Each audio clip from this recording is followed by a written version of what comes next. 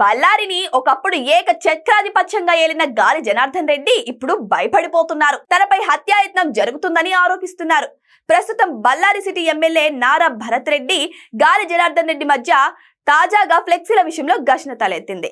రెండు వర్గాల మధ్య జరిగిన కాల్పుల్లో ఒకరు ప్రాణాలు కోల్పోగా మరికొంతమందికి తీవ్ర గాయాలయ్యాయి. ఇంతకు ఆ వివాదం ఏంటి? బళ్ళారి ఎస్పీ సర్కిల్లో మహర్షి వాల్మీకి విగ్రహాన్ని జనవరి 3, 2026న ఆవిష్కరించేందుకు ఏర్పాట్లు జరుగుతున్నాయి. ఈ సందర్భంగా సిటీలో ఫ్లెక్సీలు ఏర్పాటు చేస్తున్నారు.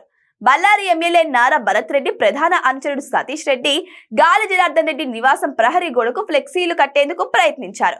తమ నాయకుడి ఇంటి వద్ద ఫ్లెక్సీలు కట్టవద్దని గాలి అనుచరులు గొడవకు దిగారు. ఇది తీవ్ర స్థాయికి చేరింది. రెండు వర్గాల మధ్య తోపులాట జరిగింది. పరస్పరం రాళ్లు రువ్వుకున్నారు.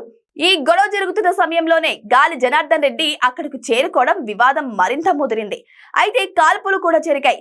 ఈ కాల్పుల్లో బళ్ళారి సిటీ ఎమ్మెల్యే నారా భరత్ రెడ్డి అనుచరుడు ప్రాణాలు కోల్పోయాడు. భరత్ రెడ్డి ప్రధాన అనుచరుడు సతీష్ రెడ్డికి సైతం తీవ్ర గాయాలయ్యాయి. ప్రస్తుతం ఆయనను బెంగళూరుకు తరలించారు. గాలి జనార్దన్ రెడ్డి పేల్చిన బుల్లెట్ల వల్లే తన అనుచరుడు మరణించాడని, మరో అనుచరుడికి తీవ్ర గాయాలయ్యాయని భరత్ రెడ్డి ఆరోపిస్తున్నారు. మాజీ ముఖ్యమంత్రి వైఎస్ఆర్ ఫ్యామిలీకి గాలి జనార్దన్ రెడ్డి అత్యంత సన్నిహితుడు. ఉమ్మడి ఆంధ్రప్రదేశ్ లో వైఎస్ఆర్ హయాంలో గాలి జనార్దన్ రెడ్డికి చెందిన ఓబులాపురం మైనింగ్ కంపెనీకి భారీగా మైనింగ్ లీజులు దక్కాయి. వైఎస్ఆర్ ను తండ్రి లాంటి వ్యక్తిగా, జగన్ తన తమ్ముడిగా చెప్పుకుంటారు గాలి జనార్దన్ రెడ్డి.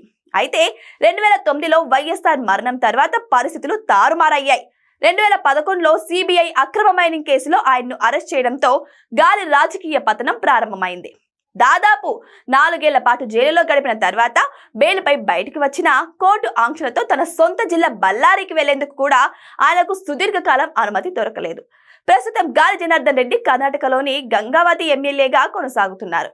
2023 ఎన్నికల ముందు కళ్యాణ రాజ్య ప్రగతి పక్ష పేరుతో పార్టీ స్థాపించి 2024 లోక్సభ ఎన్నికల సమయంలో బీజేపీలో విలీనం చేసి తిరిగి తన మాతృ సంస్థలో చేరారు. రాజకీయంగా, ఆర్థికంగా పూర్వ వైభవం కోసం పోరాడుతున్నారు గాలి జనార్దన్ రెడ్డి.